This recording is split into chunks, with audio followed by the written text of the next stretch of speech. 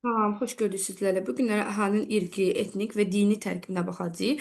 Ümumiyyətlə, ölkəsində əhali irqi, dili, etnik, mədəni irs amillərinə görə bir-birlərindən fərqlənirlər. Buna səbəb onların əsasən müxtəlif ərazilərdə məskunlaşmasıdır və həmin mühitə uyğunlaşması ilə əlaqədardır.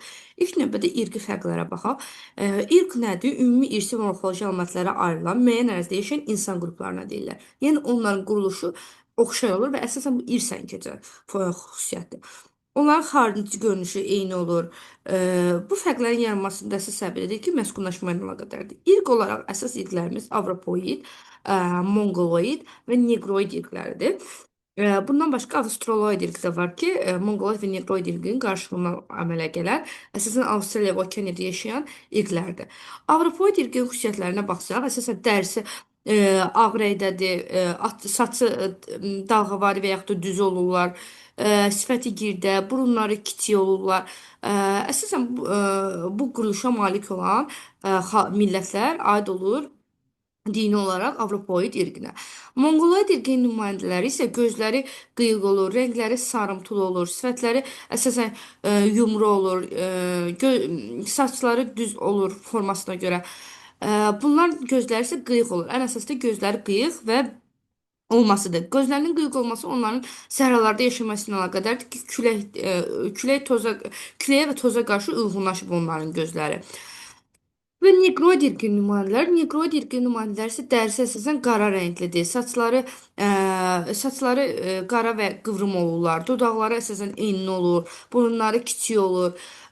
Bunlar isə neqroid irqinin nümayəndələri hesab olunur. Avstraloid irqinin nümayəndəsi isə mongoloid ilə neqroidin qarşılığıdır. Deməli, bunlar əsas irqlərimiz idi. Var keçid irqlər. Keçid irqlər nədir? Bir-birlərinin qarşılığı olan irqlər. Misal üçün metislər. Metis nədir? Avropoid plus Mongoloid irqi metis adlanır. Mulatlar. Avropoid plus Negroid mulat adlanır. Sambo, Mongoloid plus Negroidin qarşılığı isə Sambo adlanır. Bunlar da keçid irqinin nümayəndələridir. İrqlərin yayıldığı areala baxsaq, Avropoid irqinin nümayəndələri əsasən Avropa ölkələridir, Cənub-Qərbi Asiya, Şimali Afrika, Amerika qitəsi ölkələridir. Bunlar və Cənubi Asiyadan Hindistanda bunlar Avropoid irqinin nümayəndələridir. Mongoloid irqinin nümayəndələri əsasən Mərkəzi Asiya, Şərqi Asiya və Cənub-Şərqi Asiyada yaşayırlar. Və ekvatorial iqlim, yəni bu Negroid irqinin nümayəndələri, Negroid irqinin nümayəndələri də sizin Afrikada məskunlaşmışdı.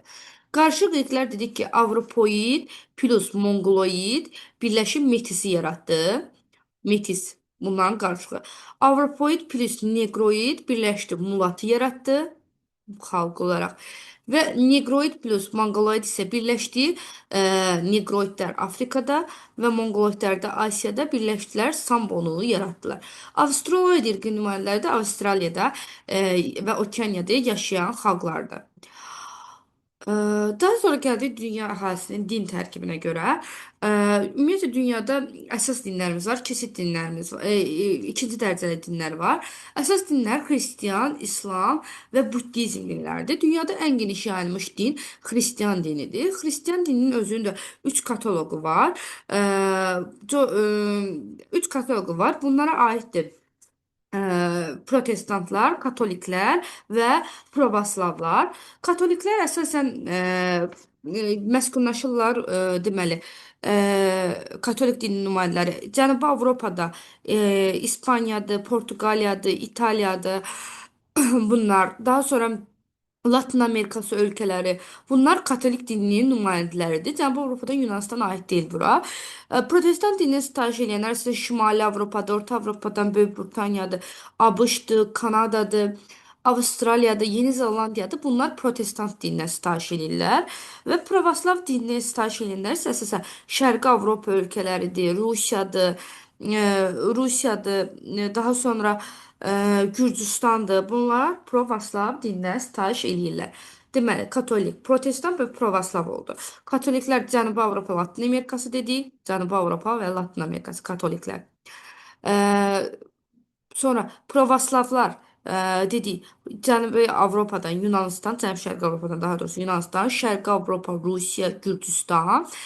Və protestan, bunlar isə əsasən Şimali Avropa ölkələri, Mərkəzi Avropadan Böyük Britaniya, ABŞ, Kanada, Avstraliya, Yeni Zelandiya aiddir. Bu arada Ermənistanda, Azərbaycan qonşu olan Ermənistanda xristian dininin katolik qoluna sitayiş eləyir.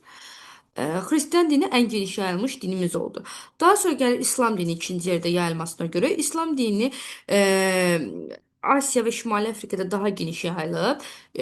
Şimali Afrika, Qərbi Afrika ölkələri, Şərqi Afrikadan Somali, Efiopiya, Ruanda, Burundi, Kenya, Tanzaniya kimi ölkələrdə, Cənub-Qərbi Asiyada Səudiyyə Ərəbistan, Birləşmiş Ərəb Əmirlikləri, yəni Ərəb ölkələri, Türkiyə, İran, Qazaxıstan, Özbəkistan, Türkmənistan, Qırğızıstan, Tacikistan, Əfqanıstan, Pakistan İslam dininə sitayiş eləyirlər. Daha sonra Cənubi Asiyadan İslam dininə Bangladeş, Cənub-Şərqi Asiyadan İndoneziya və Cənubi Avropadan Albaniya İslam dininə sitayiş edən ölkələr hesab olunurlar.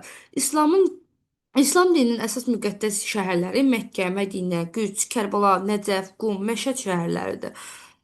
Dünyada 28-dən çox ölkə konstitusiyasında İslam dinini əsas din kimi elan eləmişdir. Və Buddizm dinimiz var. Buddizm dinini sitayiş edənlər əsasən Cənub-Şərqi Asiya ölkələri və Mərkəzi Asiyada Monqolistanı göstərə bilərik. Monqolistandır, Nepaldır, e, Taylanddır, Kambocadır, Myanmadır, Laosdur. Bu xalqların nümayəndələri, sonra Cənubi Asiyadan buradan Şri Lankada aiddir Buddizm dininə sitayiş edən xalqlara.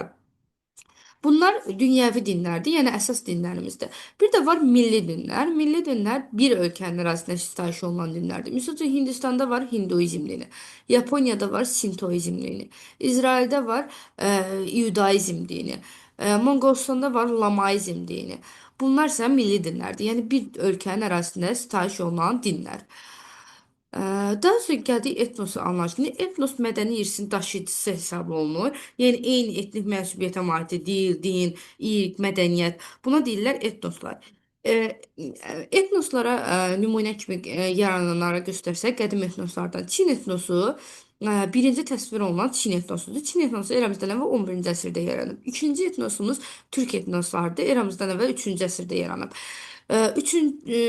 Daha sonra üçüncü etnosumuz Slavyan Üydey etnosudur. Slavyan Üydeylər birinci əsrdə formalaşıb. Dördüncü etnosumuz Çin, Hind və Ərəb etnoslardır ki, bunlar 6-cı əsrdə formalaşıb və 5-ci etnosumuz ise Monqol etnosudur, 11-ci əsrdə formalaşmışdı. Burada da onların etnosların adları birinci Çin, ikinci Türk, üçüncü Slavyan Üydey, dördüncü Çin, Hind, Ərəb və beşinci Monqol etnosları olduğunu görürük əsillər olaraq. Etnoslarda yayılma yoluna görə kiçik və böyük etnoslar var. Böyük etnoslara misal üçün hindliləri, çinliləri, yaponları, braziliyalıları, ərəbləri, türk etnoslarını, benqalları göstərə bilərik ki, dünyada daha geniş yayılmış etnoslardır. Kiçik etnoslar isə daha az yayılmış etnoslardır. Şri Lankada Veddi etnosunu göstərə bilərik. Braziliyada Botoqut etnosu var. Azərbaycanda Xınalıq var, Buduq etnoslar var ki, kiçik etnoslara nümunə göstərmək olar. Etnogenezin təkamülü. Etnos yarandığı gündən məhv olana qədər, yaranmasından yox olmasına qədər tarixi bir inkişaf dövrü keçirir ki, bu proses adlanır etnogenez. Etnogenez nəsildən millətə qədər olan təkamül yolunu əhatə edir. Nəsil qam qohumlarıdır. Tayfa eyni yaranma tarixinə, dini təsəvvürlərə, dialektə, adət-ənənələrə malik olan nəsillərin birliyidir. Tayfa nədir? Nəsillərin birliyidir. Hansı nəsillərin? Eyni yaranma tarixinə malik olan nəsillərin birliyidir. Nəsil isə qan qohumudur. Siz 4 nəsil oyana, 5 nəsil oyana, yəni eyni vaxtda yaşamırlar. Amma tayfada eyni yaranma tarixinə malik olmalıdırlar və bir-birlərindən qohum olmalıdırlar. Yəni qan qohumluğu olmalıdır, nəsillərin birliyi. Xalq nədir? Eyni ərazidə məskunlaşan insanların dil, mədəniyyət və əxlaq birliyidir. Məsələn, Azərbaycanda yaşayan xalqların birliyi. Millət isə daha geniş ərazidə yaşayır. Etnik mənsubiyyəti, ədəbi dili, milli mədəniyyəti və iqtisadi münasibətlərin mövcud olduğu birliklərdir. Tutalım, İranda yaşayan 30 milyon Azərbaycanlı var, İranda yaşayır. Türkiyədə yaşayan Azərbaycanlılar, nə bilim, ABŞ-da yaşayan Azərbaycanlılar. Bunlar adlanır millət ifadəsi. Deməli, nəsildən millətə qədər olan təkamül yolu keçdi etnogenez. Lev Gumilyov etnosların formalaşması haqqında bir sıra fikirlər söyləmişdi. O deyir ki, etnosların formalaşmasının ən mühüm amil təbii mühit amilidir. Belə ki, etnosu əgər eyni zamanda düzənlik ərazidə yaranan etnoslar dağlıq ərazidə yaranan etnoslara nisbətən daha dayanıqlıdır. Çünki dağlıq soyuq olduğuna görə etnoslar bir-birlərinin əlaqəsi daha zəif olur ona görə. Düzənlikdə yaranan etnoslar daha dayanıqlı etnoslar hesab olunurlar. Bu isə Qumilyovun fikrincə etnosun özünü bərpası passionarlıqla əlaqədardır. Passionarlıq nədir? Passionarlar ətraf mühitdən özünə çoxlu enerji qəbul edərək fəaliyyət şəklində istifadə etməsinə deyilir. Passionarlıq adətən güclü şəxsiyyətlər, tarixi şəxsiyyətlər ola bilər, incəsənət sahəsi üzrə ola bilər, elm sahəsi üzrə ola bilər. Ə, Həmin dövrdə yaşayan passionarların sayının çoxluğu və azlığı eyni dərəcədə etnosun inkişafına təsir eləyir. Etnosun yox olmasına yaxın əgər passionlar formalaşarsa etnos yenidən yüksəliş həddinə çata bilər deməkdir. Etnosun inkişafı 4 mərhələyə ayrılır. Birinci mərhələdə nə baş verir? Etnos sakit həyat tərzi keçirir. Sadəcə ətraf aləmə uyğunlaşmağa çalışır, ətraf aləmi mənimsəyir, təbii şəraitdən istifadə edir. Nəticədə Nəticədə nə olur?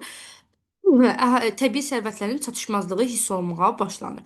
İkinci mərhələdə artıq etnos yüksək səviyyəli həyat uğrunda ə, yüksək səviyyəli həyat uğrunda ə, çalışır və yalnız qələbə haqqında düşünür. Burada artıq passionların sıçrayışı baş verir. Passionlar bu mərhələdə yaranır. Üçüncü mərhələ ən yüksək hədd hesab olunur. Burada etnos özü ideya uğrunda yox olmağa belə hazır olur. Bu mərhələ uzun çəkmir deyirik və zaman keçdikcə zəifləyir və dördüncü mərhələdə etnos artıq tənəzzülə uğrayır.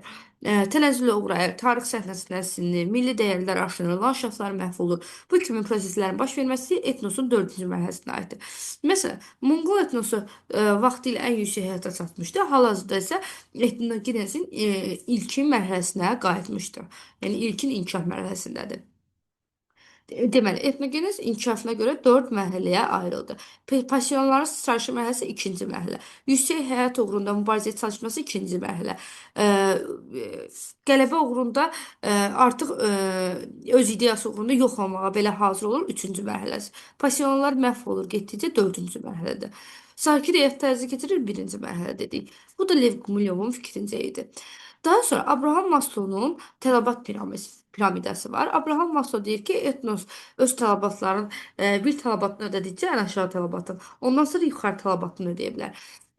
Tələbat piramidasında birinci tələbatımız fizioloji tələbatlardır, özümüzün gündəlik ehtiyaclarımız. İkinci, özümüzü təhlükəsizlik və müdafiə tələbatıdır, təhlükəsiz mühitdə yaşamaq. Üçüncü, sosial qrupa mənsubluq və dəstəkləmə, yəni bir ətrafımız, çevrəmiz olmalıdır. Dördüncü, həmin qrupda özümüzə hörmət olmalıdır. Özünə hörmət tələbatı və ən yüksək tələbatımız isə özünü ifadə etmək tələbatıdır.